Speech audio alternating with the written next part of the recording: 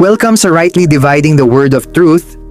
Ang layunin po namin ay hindi makapanakit ng damdamin ng iba, kundi makapagturo ng karagdagang kaalaman tungkol sa banal na kasulatan sa pamamagitan ng tamang paghahati. Magandang araw pong muli sa lahat. Ang pag-aralan natin ngayon ay Rightly Divided pang-13 na may pamagat na Bakit may mga iba't ibang dispensation sa Biblia? Mga talata, Hebreo Kabanatang 1, talatang 1 at 2. Efeso Kabanatang 3, talatang 2. Galatia Kabanatang 3, talatang 23 hanggang 25. Pangalawang Timoteo Kabanatang 2, talatang 15. Katotohanan. Matapos nating maunawaan kung ano ang isang dispensation, isa pang mahalagang tanong ang dapat nating sagutin, bakit pinili ng Diyos na ihayag ang kanyang plano sa iba't ibang dispensasyon? Nagbabago ba ang Diyos? Hindi. Malinaw ang sinasabi ng kasulatan na ang Diyos ay hindi nagbabago sa kanyang likas at katangian. Ngunit ipinakikita rin ng Biblia na unti-unti niyang inihayag ang kanyang kalooban ayon sa kanyang takdang panahon. Sinabi ng may akda ng Hebreo, ang Diyos, pagkasalita ng unang panahon sa ating mga magulang sa iba't ibang panahon at sa iba't ibang paraan sa pamamagitan ng mga propeta, ay nagsalita sa atin sa mga huling araw na ito sa pamamagitan ng kanyang anak. Hebreo Kabanatang 1, talatang 1 at 2. Ipinakikita nito na ang Diyos ay may maayos na paraan ng pagpapahayag ng kanyang layunin sa iba't ibang panahon. Right Division Insight. Ang iba't ibang dispensasyon ay hindi nangangahulugang iba't iba ang Diyos o iba't iba ang daan ng kaligtasan. Sa halip, ipinakikita nito na ang Diyos ay may iba't ibang pamamahala at kapahayagan ayon sa kanyang walang hanggang plano. Halimbawa, may panahong ibinigay ang kautusan sa Israel sa pamamagitan ni Moises. Sa kasalukuyan, ipinahayag ng Diyos ang dispensasyon ng kanyang biyaya sa pamamagitan ng kapahayagang ipinagkatiwala kay Apostol Pablo, Efeso Kabanatang 3, talatang 2.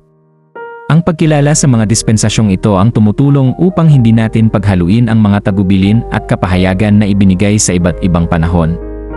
Application. Kapag nauunawaan natin ang iba't ibang dispensasyon, mas lumalalim ang ating pagpapahalaga sa karunungan ng Diyos. Hindi tayo nalilito sa mga talata. Sa halip, mas nakikita natin kung paano maayos na isinakatuparan ng Diyos ang kanyang plano ng pagtubos hanggang sa pagdating ng Panginoong Hesukristo. Higit sa lahat, natututo tayong magtiwala sa Diyos na ang kanyang plano ay laging ganap at napapanahon. Takeaway. Ang iba't ibang dispensasyon ay nagpapakita ng maayos na pagkakapahayag ng plano ng Diyos sa iba't ibang panahon. Hindi nagbabago ang Diyos. Ngunit ayon sa kanyang karunungan, unti-unti niyang ipinahayag ang kanyang layunin upang maunawaan natin ang kabuuan ng kanyang plano sa kasulatan. Gospel Reminder. Ang pinakamahalagang mensahe ng Biblia ay ang ebanghelyo ng biyaya ng Diyos. Na si Kristo ay namatay para sa ating mga kasalanan, inilibing, at muling nabuhay sa ikatlong araw ayon sa mga kasulatan. Unang Korinto Kabanatang 15, talatang 1 hanggang 4. Ang sinumang sumampalataya sa Kanya ay tumatanggap ng kapatawaran at buhay na walang hanggan bilang kaloob ng biyaya ng Diyos. Paanyaya sa pag-aaral. Hindi namin hinihiling na paniwalaan ninyo ang aming sinasabi dahil lamang sa nabasa ninyo ito. Inihikayat namin kayong buksan ang inyong Biblia at suriin ang bawat talatang nabanggit. Tularan natin ang mga taga-Berea na tinanggap nila ang salita ng buong pananabik at sinisiyasat araw-araw ang mga kasulatan kung gayon nga ang mga bagay na ito. Gawa 17, 11.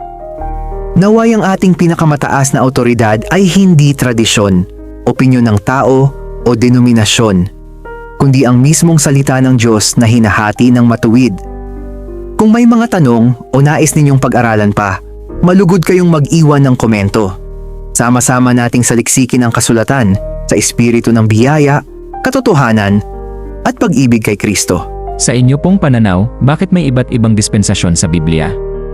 Ito ba talaga ang plano ng Diyos? Mag-iwan lamang po ng inyong komento sa comment section ng bedyong ito. Naway ang pagpapala ng Ama, biyaya ng Anak, at patnubay ng banal na Espiritu ay sumaating lahat. Kung nagustuhan po ninyo ang bedyong ito, please subscribe, like, and share.